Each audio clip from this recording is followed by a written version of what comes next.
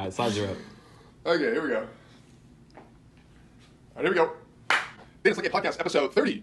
Well, broken into another, what, decade? What do you call it? Another, Milestone? I don't know. another milestone. We'll go with milestone. All right, help me out with this one. Where am I? So you're at a pizza party. It's Friday night, and it's a great party. There's 100 or so people there, and you get to choose. You get to choose which kind of pizza you want. You get to choose cheese pizza or you get to choose pepperoni pizza. Everyone likes pizza for the most part. You know, some people might not. Some people might be gluten-free, not eating pizza. But for the most part, people want to be casting their vote to the pizza. And if you don't cast your vote, what you're doing is you're actually abdicating your own responsibility, your power to someone else, and increasing theirs. I think it's the same thing with voting in a general election as well. Where am I wrong on voting? Interesting. So you're saying...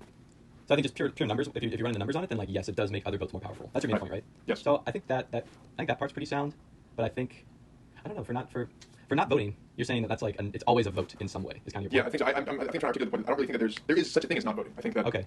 Once Yeah, it's a choice. It's still a choice. You can vote for no one, vote for this person, vote for this person. Right. Is that kind of and like by not voting, you do actually kind of realize that not voting also has a consequence in who wins. Right. So like I use the pizza party example because it's just easier from a numbers perspective. So it's like there's 100 people there, and 100 people vote, then you have a 1% power index, if you will, on that right. pie chart. But if you choose not to vote, then you have a 1, and everyone else has a 1 in 99. Right. So kind of like So this is when you're really just increasing other people's power. Right, so when couples are trying to figure out where to get food from or what to have for dinner, and when one party says, "Oh, you decide," then it's like, I don't care, anything's fine. And then when the decision is made, now it's now they have something to say. Well, I think you're sublimating some of the. Never. That never. But yeah, I think I'm probably right on that. Right, you're no such thing as not voting. Maybe this is one that we revisit in the future, and you can tell me where I'm wrong. I think this is an interesting concept. It's kind of like a sin of omission thing, so maybe we come back to that way. Okay, so logical fallacy situation. A couple situations here. So first one is looking back to the start of World War I, where people say, oh well, it was inevitable. If you look at all these different weird alliances, if it weren't the Archduke who got killed, someone else would have. And another example would be, oh well, Alexander the Great, he stretched himself so thin, all over a new territory. It was an inevitability that he was going to die. Yeah, so what's the logical fallacy there? I think argument from consequences or argument from hindsight. Something about the hindsight argument, just based on the way you framed it up. Yeah, and it's like that word inevitable. So it's this. I think a lot of historians, especially in history books, kind of get this. They have this bias a lot where they have this. It's called retrospective determinism. So they think just because something happened, it was an inevitability. And so while this is a logical fallacy, I think there's also it's hard to argue against like, well, it was inevitable because if you. I think what we should say instead of inevitable is that like, it was hard to predict. It wasn't, something. I think most things are inevitable. Like you can't change what happens, but some things are very unpredictable. And like when you look back, and I think people assign predictability to things that are actually they weren't very predictable when people were in that moment. Yeah, it's interesting. Like from a historian's perspective, they often speak in counterfactuals, which if you're, I guess they're like selectively determinists, I suppose, because they're like if only this happened, then this would have happened. But it doesn't seem. I've argued for my thoughts on determinism in the past, and it seems like they kind of pick and choose where they, generally speaking, support determinism and where they don't. So I guess it's a bit of a and just like the variables involved in what actually happens, like we really have a poor grasp on that. So looking forward, it's hard to predict, but then looking backwards, it's really easy to say, oh well, there are the dots. So it's like that. Of course, I could have seen that coming. Exactly. You said for so much in your own personal life too, and for different situations. It's fun. All right, new segment here on the fence. So I've made a big career in the podcasting game on hot takes. Where am I wrong? Let's get a little more humility into the game and talk about where it stands on the fence. I like to read. I'm not a great reader, but I do read, and I also like audiobooks. So if I'm reading or listening to an audiobook, I think the timer stopped, but that's okay. If I'm, I cut out. Fuck. Sorry, I couldn't hear the last 10 seconds of what you were saying. Could you hear me? Damn, I was doing well. It was good. You're just gonna have to repeat to me what you said in the last part before you said, "What do you think will?" Or I can really read your lips. So. Yeah, you're still frozen. Yeah, I saw the thing freeze, and then damn, that's annoying. Can you hear me now clearly? I can hear you and see you now clearly. Yeah, let's just. Okay, so just tell me what was the end of your segment with the audiobook thing? So yes, I like to read, and but I wonder. We're back now, baby. I like to read. I'm not recording yet, so just fill me in on what your on the fence was, and then I'll hit the timer, and once the timer starts for the 2 minutes, then I'll respond. Okay. I just said I like to read, and I'm on the fence on whether or not listening to an audiobook is not only the same as reading, but if I tell someone I'm reading X book and I'm really listening to it, is that misleading? Is that something that will be borderline lie to that person if I say that? Yeah. So that raises an interesting point. It's like this deceitful. It's like this. Right. It's something outright lie, but it's somewhat misleading. Yeah. So I think here's where I would stand for reading the book. I think it depends like.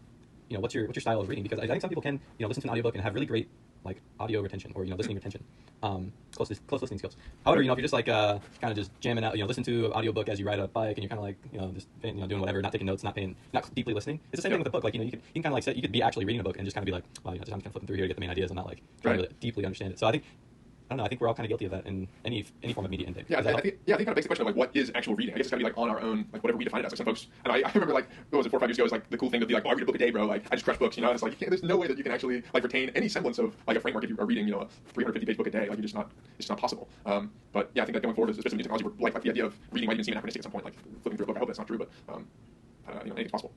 Yeah, there's definitely a lot of other ways to get ideas into your head. If that's the main thing I'm hearing. Right. Yeah. How do we get ideas into our head? I think that's the best way to define reading, I suppose. But yeah. Anyway. I guess I'm still on the fence on that one. Yeah, well, I have some more to say about the form of like the form of the way the information comes is important. But onto our magic wand. Yeah. So yeah, very magic wand today. Very high levels of magic, Dan. You have the power to quarantine humanity to Earth, or to expand rapidly throughout the solar system and galaxy. So are you gonna quarantine us? You're like, we're not good for the rest of the solar system. Thad, stay here. Or are you like, all right, let's terraform Mars. Let's go. What do you do with your magic wand powers here, Dan? We're going to Mars, baby. We're doing it. Yeah, I think the issue is from a magic wand perspective. I don't think that we would have like the moral framework in order to do the expansion, in a responsible manner. I think that the framing definitely matters, right? If you're just like, yeah, man, we're gonna rip up the galaxy, bro, like let's party and then like get moving, like you got a magic wand, you can do anything. Like that's probably irresponsible. But if you actually have to do the hard work to get to Mars, like, So we're going to have to figure it out. to clarify, your magic wand would just be like, you would have, you could create certain technologies or discoveries that would allow that technology to super quickly be produced. So there'd still be the same limitations of like resources, time, money, but we would have the knowledge and the technology for it to be more realistic in a short time frame. Yeah, I don't think that we have much of a choice not to. Anytime that you like put a cap on human capacity, like I just don't think that's feasible. If it's like, okay, we're gonna put it there at interplanetary, space travel. Someone's got to reach the stars, right? Literally. Yeah, I guess so. Yeah. What about you? What do you think? Are you an Earth purist? I don't hate that take either. I don't know. I feel like if we're the only intelligent species out there, we might as well just like go see everything. I mean, why not? So I'm very sci-fi leaning on this one.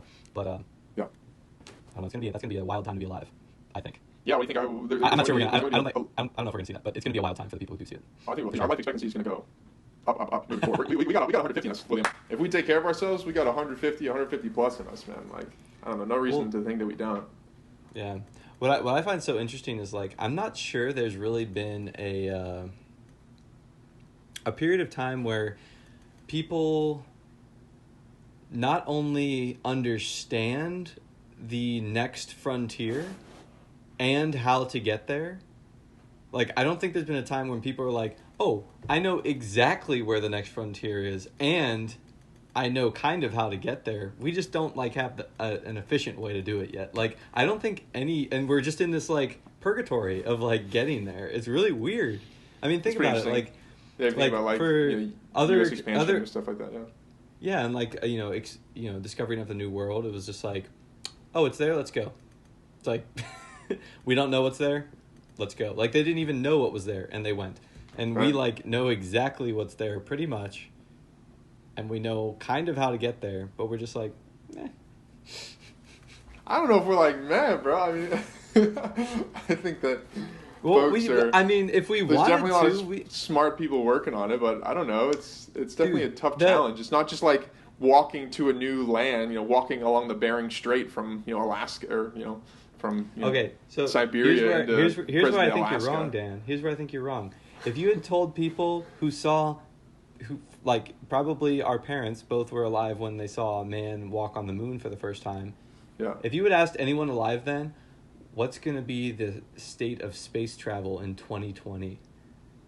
60 years later. People would have been like, oh, living in space, all sorts of things. It's like, if you think of the pace of technology, and so many of the, like, new technologies that we still use today were, like, from that brief period of brilliant, coordinated human discovery for the space race.